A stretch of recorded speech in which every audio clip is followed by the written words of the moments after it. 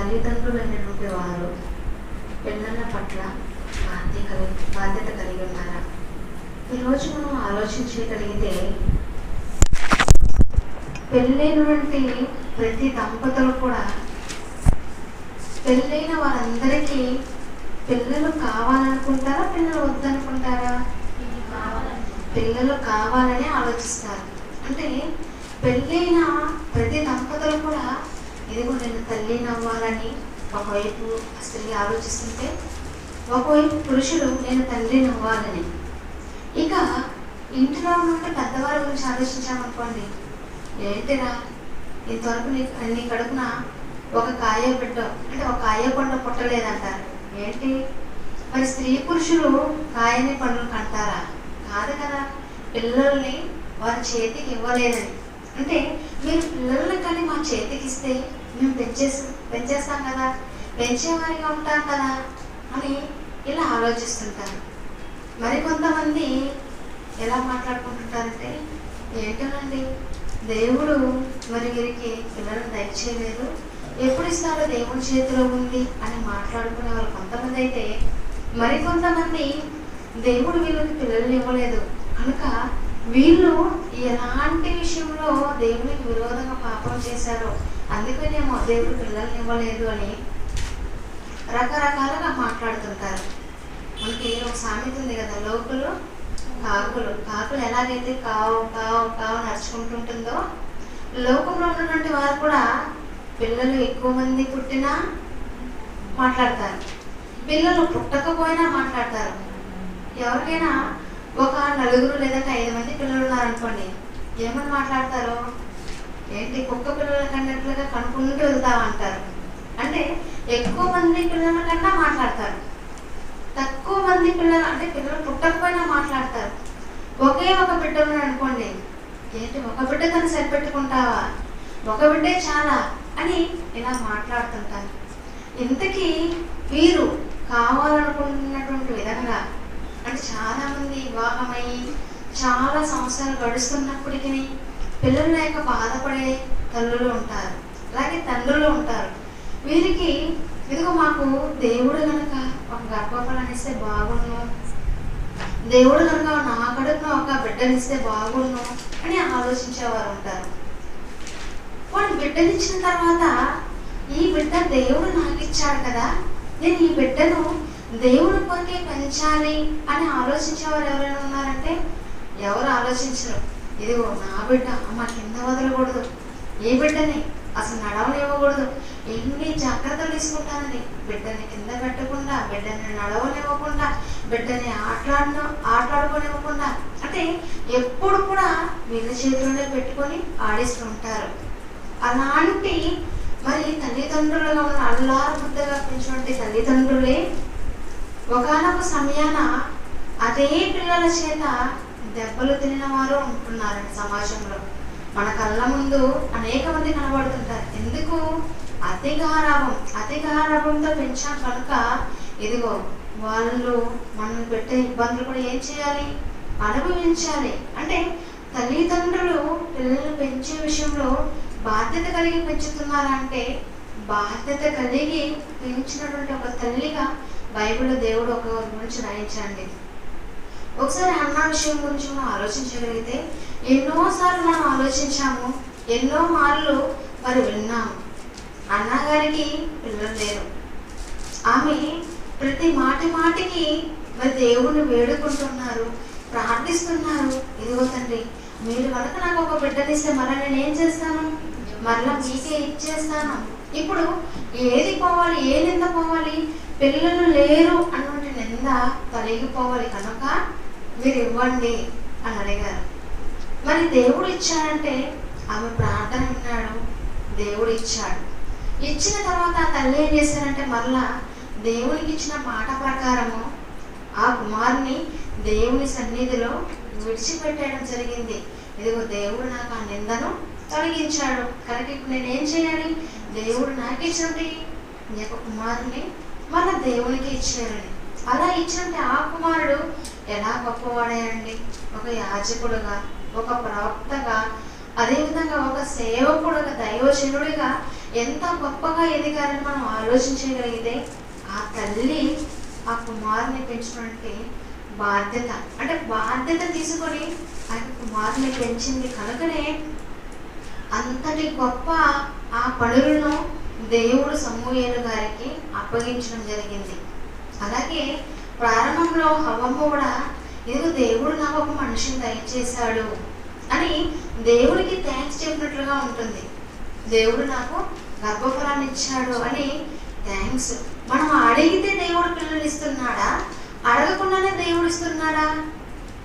వారు అడిగి మరి దేవుడికి మొరపెట్టుకొని పిల్లలు లేకుండా అడిగి బాధపడి వారు ఆ పిల్లవాడిని మరలా తీసుకొని దేవుని సన్నిధిలో విడిచిపెట్టినట్లుగా మనం బైబిల్లో చూస్తున్నప్పుడు మనం అడగకుండానే మనం ఎవరు నాకు కుమార్తె కావాలి, కుమారుడు కావాలి అని కోరకుండానే దేవుడు మనల్ని ప్రేమించిస్తున్నాడంటే మనం కూడా దేవుడి చెంత బాధ్యతలను మన పిల్లల విషయంలో నిర్వర్తించాలి.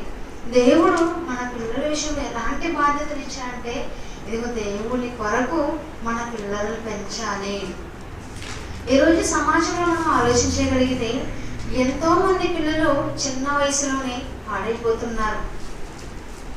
ఒక సర్వేలో తెలియనటువంటి విషయం ఏంటంటే 78% పైగా పిల్లలు ఏం చేస్తున్నారంటే సెల్ ఫోన్ బారిన పడి ఆత్మహత్యలు చేసుకున్నట్లుగా కనబడుతున్నారంట.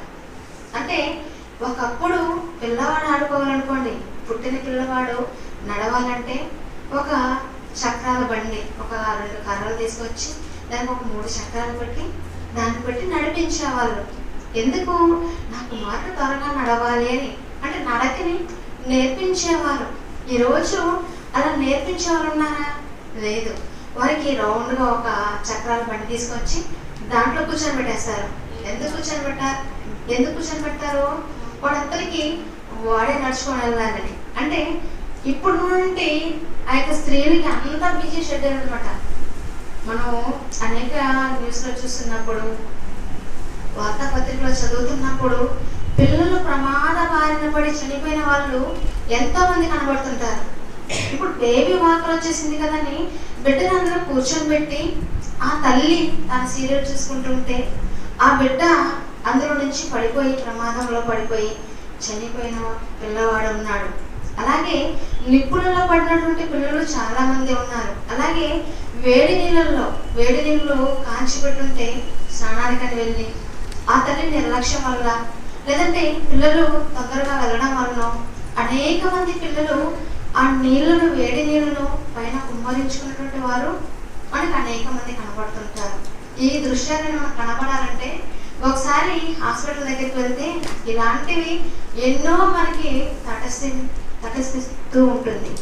ఎందుకు ఇవన్నీ మనకి అవసరం అని మనం ఆలోచించగలిగితే పిల్లలను పెంచే విషయంలో బాల్యం నుంచి దేవుడు జాగ్రత్తలు తీసుకోమన్నారు. తల్లిదండ్రులుగా ఇదిగో మీరు అడగక ముందే నేను మీకు ఇచ్చాను కదా గర్భఫలాలను, మీరు అడగక ముందే నేను ఇదిగో మీరు నా కొరకు పెంచుతారని మీకు పిల్లల్ని ఇచ్చానే, అలా నేను ఇచ్చినట్టు పిల్లల్ని మీరు నా కొరకు పెంచుతున్నారా అని దేవుడు ప్రశ్నించగలిగితే, దేవుడు ప్రశ్నించినప్పుడు మనం దేవుడికి సమాధానం చెప్పగలిగే వారిగా మనం అందరం సిద్ధపడాలి. ఈరోజు స్త్రీల కూడికలు మనం నేర్చుకుంటున్నామంటే మరి స్త్రీలుగా మన బాధ్యతలు ఏంటి, మన కుటుంబంలో ఎలా ఉండాలి, పిల్లలతో ఎలా ఉండాలి, అదేవిధంగా సమాజంలో ఎలా ఉండాలి, సంఘంలో ఎలా ఉండాలి, ఇవన్నీ మనము నేర్చుకుంటేనే మనం ఇతరులకు వెళ్ళి చెప్పగలం. అందుకే దేవుడు ఈ పిల్లల గురించి రాయిస్తే ఏమని రాయించారో ఒకసారి మనం చూడగలిగితే కీర్తనల గ్రంథము 127వ అధ్యాయము, కీర్తనల గ్రంథము 127వ అధ్యాయము 3 నుంచి మనం చూడగలిగితే కుమారులు యెహోవా అనుగ్రహించు స్వాస్థ్యము. దేవుడు అనుగ్రహించే స్వాస్థ్యము ఏదైనా మనకు ఉంది అని అంటే ఏంటి ఆ స్వాస్థ్యం అంటే? గర్భఫలము. అందుకే కుమారులు యెహోవా అనుగ్రహించు స్వాస్థ్యము, మన ఆస్తి. మనకు ఆస్తి అంటూ ఉంది అంటే ఏంటో తెలుసా? చాలా మంది ఇదిగోనండి మరి పేదవారిగా ఉంటారు. పేదవారిగా కనీసం ఆ పూట కూడా తిండి తినలేని పరిస్థితిలో ఉన్నటువంటి వాళ్ళు కూడా ఒక కోరిక ఉంటుంది. ఏంటా కోరిక? నాకు ఒక కొడుకు ఉండాలని. చాలా మంది మరి అమ్మాయిని వరుసగా పుడుతున్నప్పుడు ఎవరి కోసం ఎదురు చూస్తుంటారు? అబ్బాయి కోసం. ఎందుకు? నా ఇంటి పేరు నిలవబెట్టాలి, నా పేరు నిలవబెట్టాలి, మా తరాలు అలానే రావాలి అని ఇలా ఆశపడుతుంటారు. పోనీ వాళ్ళకి ఏమన్నా వాళ్ళ వెనకాల ఏమన్నా ₹1,00,00,000 ఆస్తుందంటే ఏమి ఉండదు, వెనక ఏమి లేకపోయినా పర్వాలేదు, ఎలాగైనా సరే నేను నా పిల్లల్ని కష్టించి నేను నా పిల్లలను పోషించుకుంటాను అని కుమారుల కొరకు ఎదురు చూస్తూ ఉంటారు. అంటే దేవుడిచ్చే ఆ స్వాస్థ్యం కొరకు ఎదురు చూస్తుంటారు. ఇక్కడ కుమారుని ఎవరని చెబుతున్నారంటే, కుమారుడు దేవుడు అనుగ్రహించు స్వాస్థ్యము, గర్భఫలము ఆయన ఇచ్చు బహుమానమే. ఈరోజు పెళ్ళి అయిన వారందరికీ బహుమతులు ఇస్తూ ఉంటారు. అవి చిన్న బహుమతులు కానివ్వండి, పెద్ద పెద్దవి కానివ్వండి. అలా బహుమతులు ఇస్తున్నప్పుడు ఎవరు ఇవ్వలేని ఒక బహుమానం ఉంటుంది.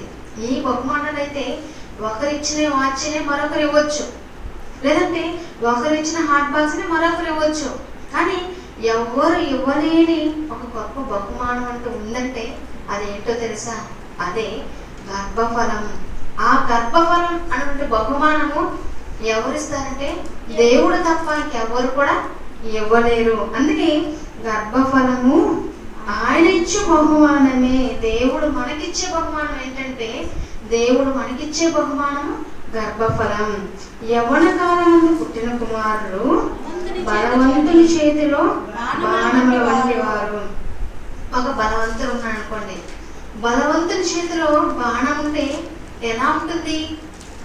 ఎంత దూరంలో ఉన్నప్పటికీ గురి పెట్టి కొట్టాడు అనుకోండి, ఒక పండ లేదంటే పక్షి ఏదైనా సరే అది నేల పడవలసిందే. అంటే బలవంతుని చేతిలో బాణములుగా ఎవరున్నారట? యవ్వన కాలమందు పుట్టిన కుమారులు. యవ్వన కాలంలో పుట్టిన కుమారులు ఎలా ఉన్నారంటే బలవంతుని చేతిలో బాణముల వంటి వారు ఉన్నారు. ఇప్పుడు ఆ బాణాలను మనం ఏం చేసుకోవాలి? వాటిని పదును కలిగి ఉపయోగించుకోవాలి. అందుకే యవ్వనంలో పుట్టిన కుమారులు బలవంతుని చేతిలో బాణముల వంటి వారిని చెబుతూ, వారితో తన అంబుల పొది నింపుకొనివాడు ధన్యుడు. ఇక్కడ బాణాలతో చెప్పడం లేదండి, ఆ బాణమే మన పిల్లలు. ఆ బాణం, అందుకే వారితో అన్నాడు, వాటితో అనలేదు. వాటి అంటే వస్తువులు కదా, అవి ఇవి అది ఇది అంట. ఇక్కడ వారితో అంటే వారితో తన అంబుల పొది నింపుకొనివాడు ధన్యుడు. అట్టివాడు ఎలా ఉన్నాడంటే సిగ్గుపడక గుమ్మములలో తన విరోధులతో వాదించదు. ఇదిగో నాకు దేవుడు గర్భఫలాన్ని ఇచ్చాడు, ఇచ్చిన గర్భఫలాన్ని నేను దేవుడి కొరకే పెంచుతున్నాను. యవ్వన కాలమందు పుట్టిన కుమారులు బలవంతుని చేతిలో బాణములు వంటి వారు అని దేవుడు అన్నాడు కనుక, ఇదిగో నా కుమారుని నేను ఎలా పెంచగలుగుతున్నాను? బలవంతుని చేతిలో బాణములుగా పెంచగలుగుతున్నాను. వాళ్ళు ఎలా ఉన్నారంటే అట్టి వారు సిగ్గుపడక గుమ్మములలో తమ విరోధులతో వాదించదురు. ఈరోజు సమాజంలో ఎలా ఉన్నారంటే పిల్లలు చాలా మరి ఎక్కువగా అండి సమాజం పాడైపోయింది. చిన్న వయసులోనే నా కళ్ళ ముందరే ఎన్నో సంఘటనలు చూశానండి. అందులో పిల్లలను గద్దించాను కూడా. ఒక సందర్భాన్ని గురించి మనం ఆలోచించగలిగితే, నేను వర్క్ చేస్తున్న చోట్లోనే చిన్న చిన్న పిల్లలండి, వాళ్ళకి కనీసం 10 ఏళ్ళు కూడా ఉండదు. కానీ ఎలా మారిపోయారంటే ప్రేమలు, ఎలా మారిపోయారంటే ప్రేమించుకోవడం. నేను వాళ్ళని పిలిచి అడిగినప్పుడు, అరే ప్రేమ అంటే ఏంటో తెలుసా అని అడిగినప్పుడు వాళ్ళు చెప్తున్న సమాధానం అంటే తెలుసా? మాకు తెలుసండి. ఎవరు నేర్పించారు? మా తల్లిదండ్రులు. వాళ్ళు ఎలా నేర్పించారంటే వాళ్ళు ప్రేమించి పెళ్లి చేసుకున్నారంట. అంటే మా తల్లిదండ్రులు ప్రేమించి పెళ్లి చేసుకున్నారు, మేము ప్రేమ అంటే ఏంటో మాకు తెలుసని వాళ్ళ తల్లిదండ్రులు పిలిచి, అమ్మా ఇదిగో మీ పిల్లవాళ్ళు ఇలా ఉన్నారు, నీ పిల్లవాడు ఇలా ఉన్నాడు, నీ కుమార్తె ఇలా ఉంది అని వారికి మంచిగా చెప్పి పంపించడం జరిగింది. ఇదిగో చిన్నపిల్లలు కదండి, చిన్నపిల్లలు కదా, ఆడుకునే వయసు కదా అని మనం యామారామా? దుష్టుడు మన పిల్లలనే కాటు వేయడానికి సిద్ధంగా ఉంటాడు. ఈరోజు సమాజంలో తిరుగుతున్నప్పుడు మనతో ఎక్కువగా ఉంటారా పిల్లలు? సమాజంలో ఎక్కువగా ఉంటారా? ఉదయం నుంచి సాయంత్రం వరకు స్కూల్లోనే ఉంటారు. మనతో గడిపే సమయం ఎంత? కొంత. 6 గంటలకు ఇంటికి వచ్చారు అనుకోండి, లేదంటే 4:30కి ఇంటికి వచ్చారు. 4:30కి ఇంటికి వస్తే ఎంతసేపు గడుపుతారంటే మనతో మన పిల్లలు? ఒక 4 గంటల సేపు. 4:30కి ఇంటికి వచ్చారనుకోండి, 5:30, 6:30, 7:30, 8:30.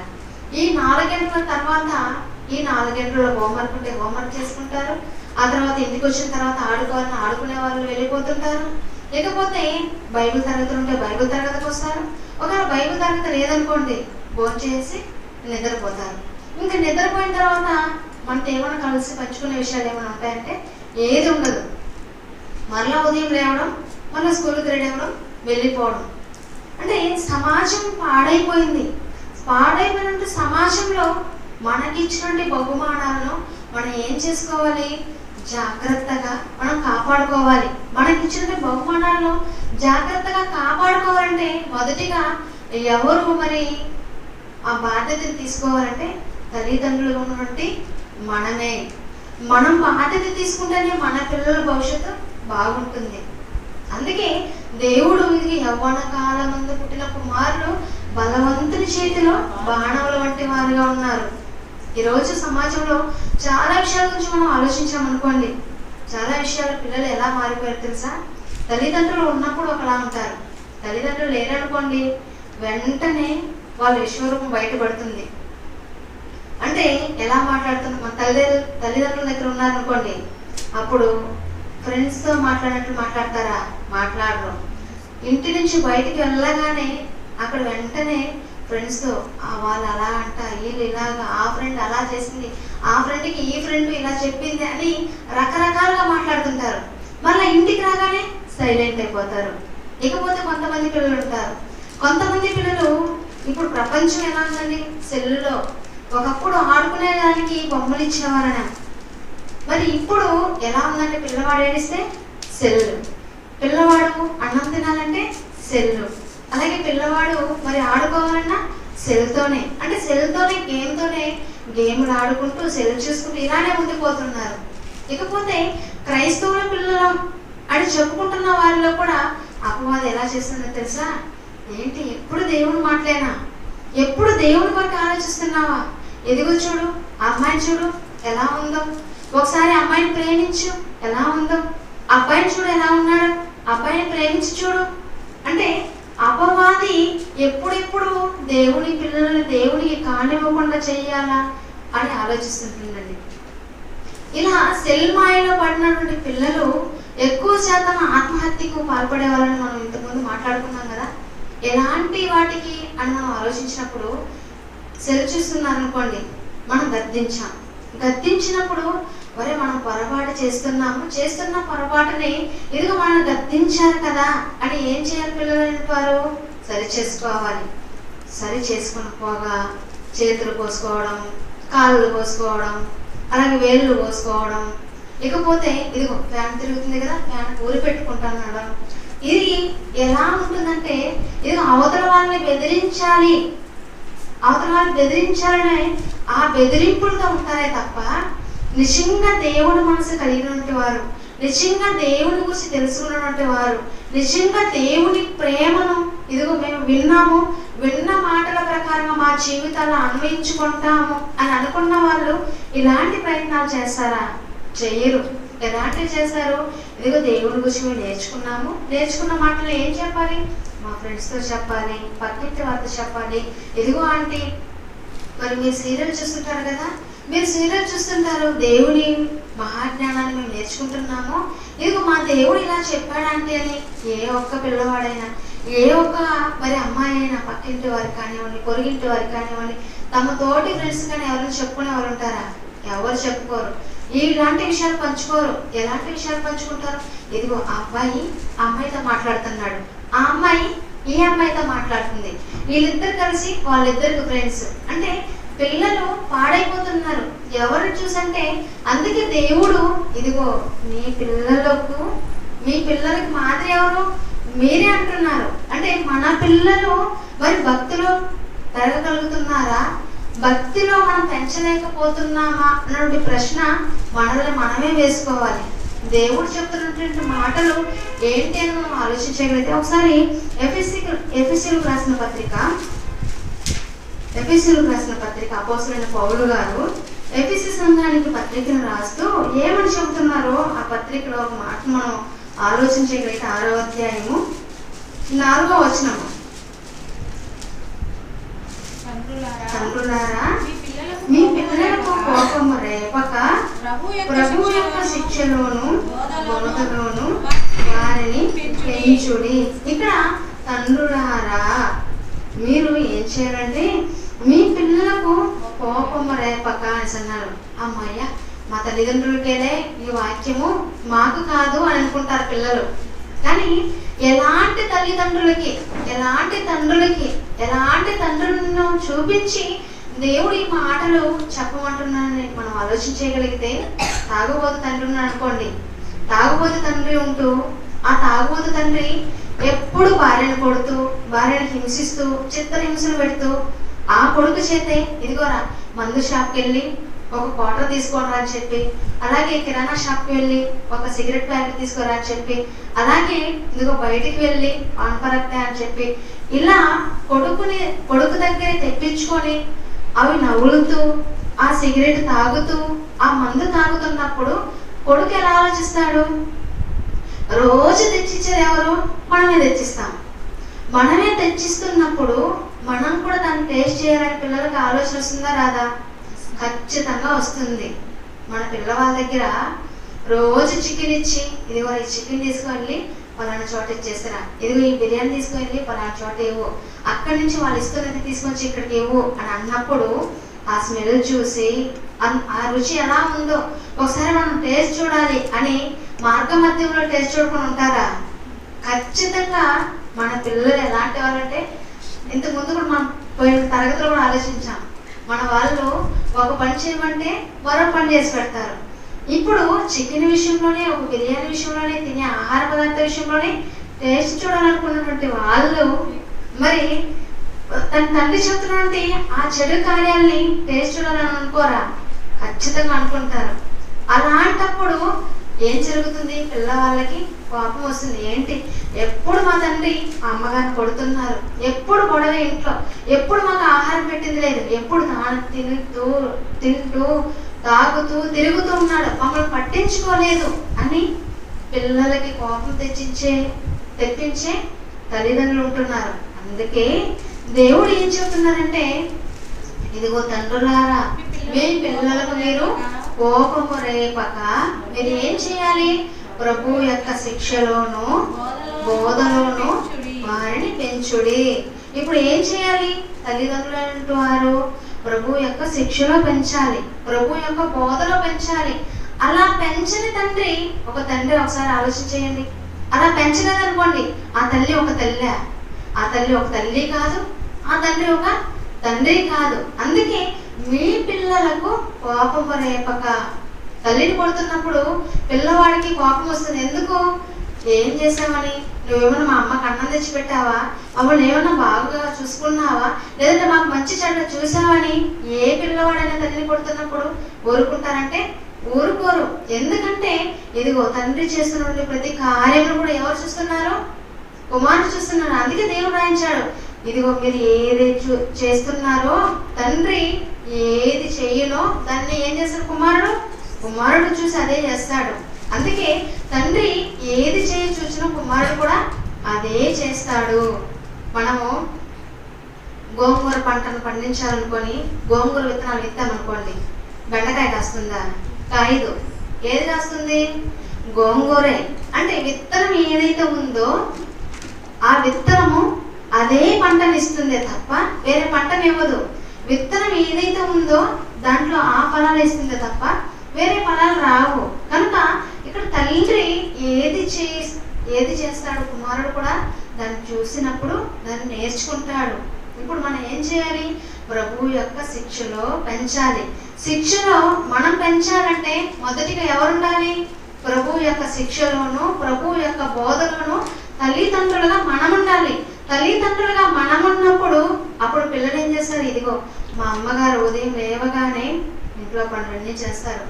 అంతకంటే ముందు ప్రార్థన చేస్తారు, బైబిల్ చదువుతారు, దేవుడి గురించి పాటలు పాడతారు. అలా పాడుతున్నప్పుడు, ప్రార్థన చేస్తున్నప్పుడు, బైబిల్ చదువుతున్నప్పుడు మనల్ని చూసినట్టు మన పిల్లలు ఏం చేస్తారు? ఇదిగో నేను చదువుకోవాలి, కాసేపు నేను పాటలు పాడాలి, నేను ప్రార్థన చేసుకోవాలని ఆటోమేటిక్గా వచ్చేస్తారు.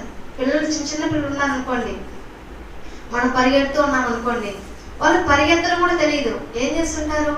ఎందుకు పరిగెత్తున్నామో తెలియకుండా మన వెనకాల పరిగెత్తుంటారు. మనం కూర్చున్నాం అనుకోండి, వాళ్ళు వచ్చి కూర్చొని అలా చూస్తూ ఉంటారు. అంటే మనం ఏది చేస్తామో పిల్లలు అదే చేస్తుంటారు, దాన్ని చూడటం వలన. కనుక ఇప్పుడు తల్లిదండ్రులుగా ఉంటే మనం ఏం చేయాలంటే మన పిల్లల పట్ల బాధ్యత కలిగి ఉండాలి. అందుకే మీ పిల్లలకు కోపం రేపక ప్రభువు యొక్క శిక్షలోను బోధలోను వారిని పెంచుడి. చాలా మంది శిక్షించడం అంటే మా పిల్లలు కదండి, మా పిల్లల్ని ఎందుకు శిక్షించాలండి, మేము ఎందుకు కొట్టాలి, మేము ఎందుకు తిట్టాలి అని అంటారండి. కానీ శిక్షించకపోతే ఏం జరుగుతుందో కూడా దేవుడు రాయించాడు. ఒకసారి మనం ఆ మాటలు మనం చూడగలిగితే సామెతల గ్రంథము 13వ అధ్యాయము, సామెతల గ్రంథము 13వ అధ్యాయము 24వ వచనం. బెత్తము వాడని వాడు తన కుమారునికి విరోధి, కుమారుని ప్రేమించువాడు వాడిని శిక్షించును.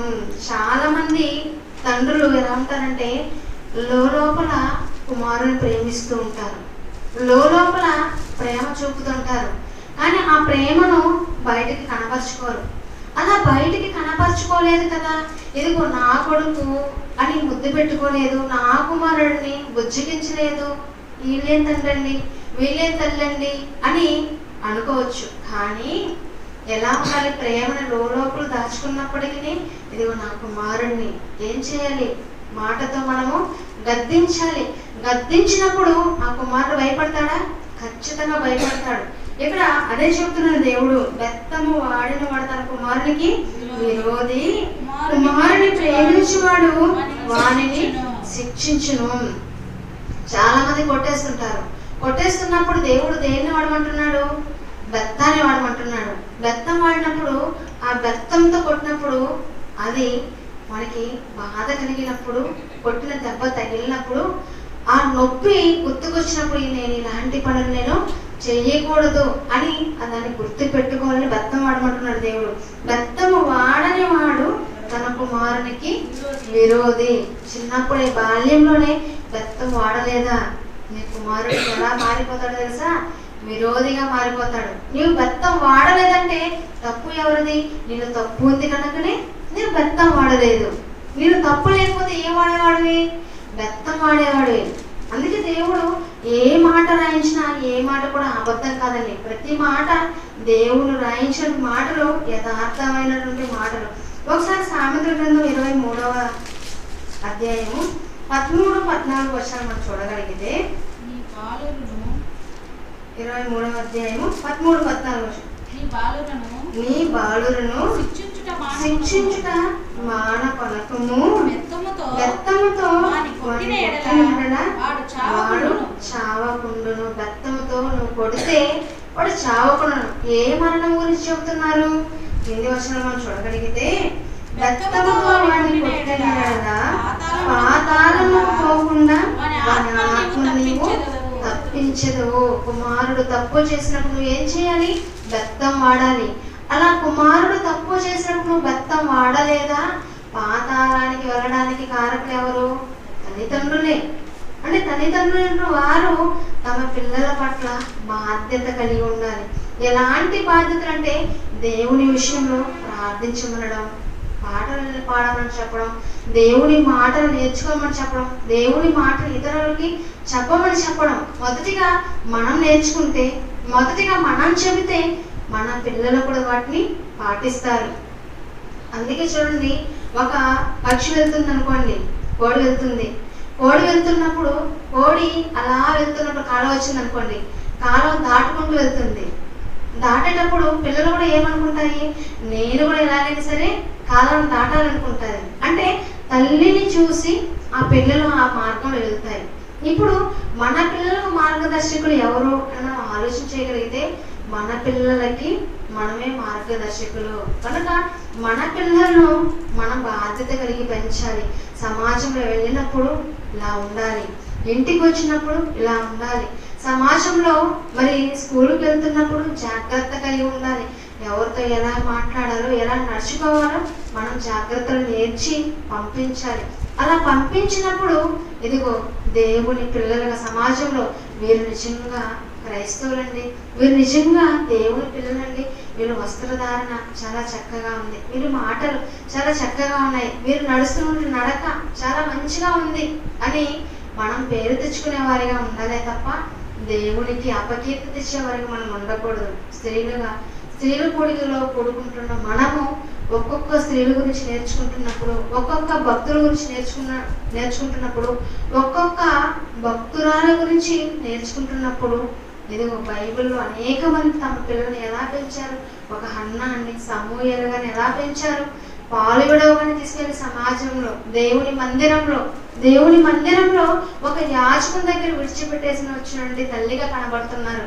అలాగే మన ప్రారంభంలోకి వెళ్ళి మనం చూడగలిగితే ఒక హవ్వమ్మ దేవుడు నాకు ఒక కుమారుని ఇచ్చాడు, ఒక మనిషిని నాకు ఇచ్చినని దేవునికి థ్యాంక్స్ చెప్పుకుంటున్నారు. అలాగే ఎంతో మంది స్త్రీలు ఉంటున్నారని తమ గర్భం గుండా వచ్చినటువంటి పిల్లలను దేవుని కొరకు పెంచిన వాళ్ళు ఉన్నారు, దేవుని కొరకు పెంచని స్త్రీలు ఉన్నారు. కనుక మనం నేర్చుకుంటున్న మనము మన పిల్లలను దైవభక్తులు పెంచుతూ దేవుని కొరకు ఇంకా ఉన్నతంగా మనము ఎదుగుతూ మన పిల్లలు, మన కుటుంబం అందరం కూడా దేవుడు ఎల్లప్పుడూ సంతోషంగా, ఎల్లప్పుడూ ఆనందంగా ఉండాలని కోరుకుంటూ ఈ నా మాటలు ముగిస్తున్నాను. అందరికీ నమస్కారం.